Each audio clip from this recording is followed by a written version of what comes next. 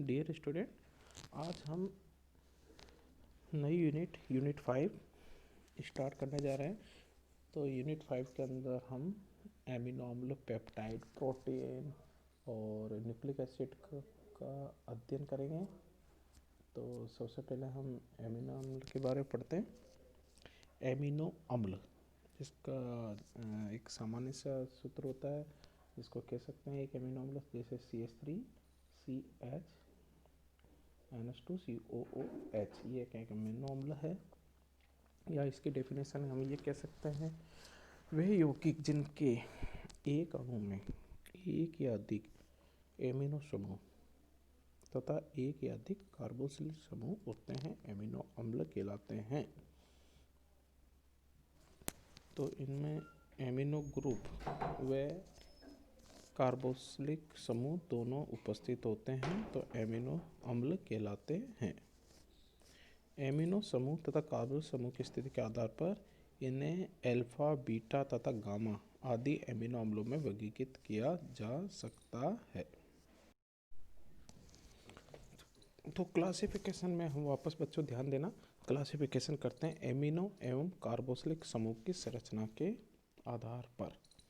तो इस आधार पर इनको 3 भागों में डिवाइड किया गया है। फर्स्ट है पहला उदासीन एमिनो अम्ल। यदि अणु में एमिनो तथा कार्बोक्सिलिक समूह की संख्या समान है, तो ऐसे एमिनो अम्ल उदासीन एमिनो अम्ल कहलाते हैं। जैसे ग्लाइसिन,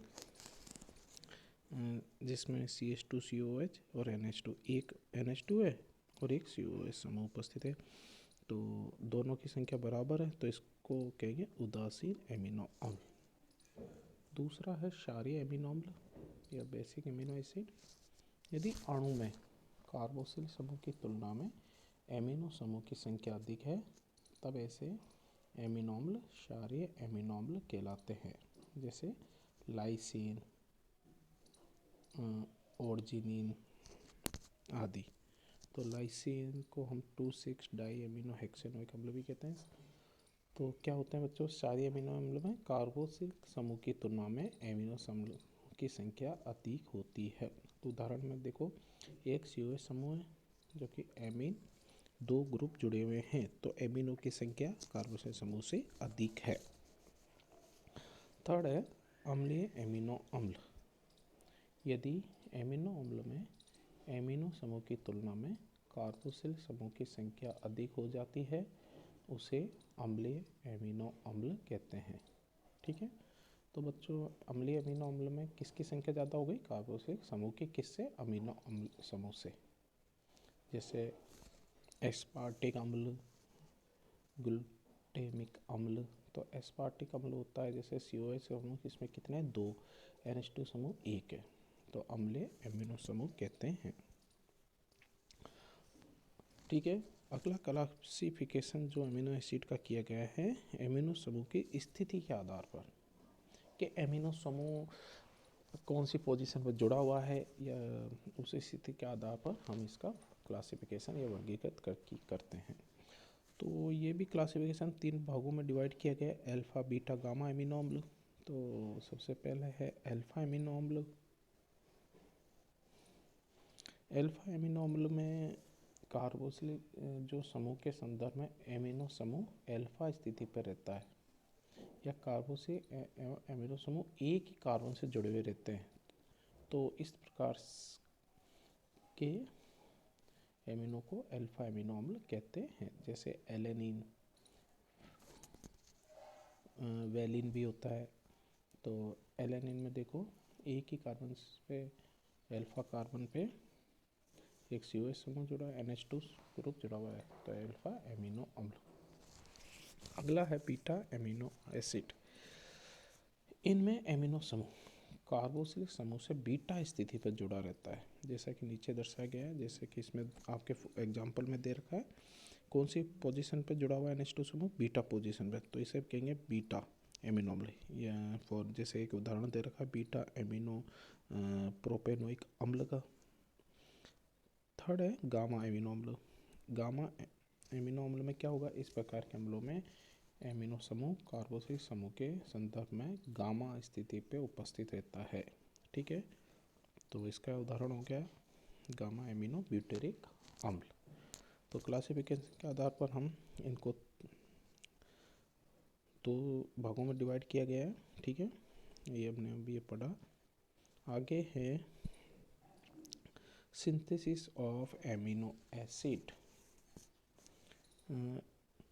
बनाने की विधियाँ, एमिनो एसिड के बनाने की विधियाँ। तो नंबर 1 पे हम लेते हैं परकिन विधि द्वारा या अल्फा हैलोजनीकृत अम्लों के एमिनीकरण द्वारा। तो परकिन मेथड में क्या होता है, इस विधि में अल्फा हैलोजनीकृत अम्लों की लंबे समय तक अमोनिया से अभिक्रिया करवाई जाती है। लंबे समय, काफ़ी टाइम तक किससे अभिक्रिया कराई जाती है? अमोनिया से। जैसे क्लोरो एसिटिक अम्ल लिया हमने, इसके अमोनिया के साथ अभिक्रिया कराई तो हमको ग्लाइसिन प्राप्त होता है। Alanine, serine, threonine, valine, amino अम्ल इस विधि द्वारा बनाए जा सकते हैं। ठीक है, तो ये होती है परकिन विधि। अगली विधि है स्ट्रेकर संश्लेषण। तो इसमें क्या होता है बच्चों, इस विधि में एल्डिहाइड या कीटोन की अभिक्रिया अमोनियम क्लोराइड तथा सोडियम या पोटेशियम साइनाइड के मिश्रण के साथ की जाती है। ठीक है, अभिक्रिया में बने उत्पाद का हम जल अपघटन पर एमिनो अम्ल प्राप्त होता है। तो इस अभिक्रिया का प्रारंभ एल्डिहाइड में नाभिक स्नेही योग से होता है। ठीक है, तो स्ट्रेकर संश्लेषण कहते हैं इसको। एमिनो नाइट्राइल तथा साइनोहाइड्रेट मध्यवर्ती के रूप में बनते हैं तथा एमिनो एसिड का निर्माण होता है। अगली रिएक्शन है गैब्रिल थैलेमाइड संश्लेषण। पोटेशियम थैलेमाइड की अल्फा हैलोजनीकृत अम्ल के साथ अभिक्रिया कराने पर मध्यवर्ती प्राप्त होता है, जिसके जल अपघटन पर एमिनो अम्ल बनता है। इस विधि में अधिक मात्रा में यील्ड प्राप्त होती है एमिनो एसिड की। ये ध्यान रखना, अधिक मात्रा में बनाने के लिए इस विधि का, एमिनो एसिड बनाने में इस विधि का उपयोग में लिया जाता है। अगली है कूप संश्लेषण या कहते हैं कूप सिंथेसिस। इसमें विधि में अल्फा कीटो अम्ल